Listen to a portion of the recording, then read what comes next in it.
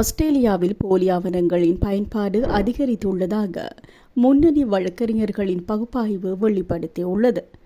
போலி ஐடி என்ற சொல் ஒவ்வொரு மாநிலத்திலும் தொடர்ந்தும் தேடப்பட்டு வருவதாகவும், போலி ஐடிக்கள் ஆன்லைனில் வெளிப்படையாக விற்பனை செய்யப்படுவதாகவும் வழக்கறிஞர்கள் சுட்டிக்காட்டுகின்றனர்.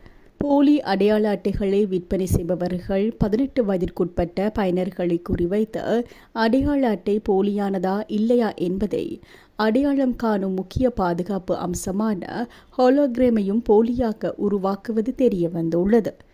இதுபோன்ற அடையாள அட்டைகளை விற்பனை செய்பவர்கள் அல்லது வைத்திருப்பவர்களுக்கு $2,200 வரை அபராதமும் 10 ஆண்டுகள் சிறை தண்டனையும் விதிக்க முடிவு செய்யப்பட்டுள்ளது.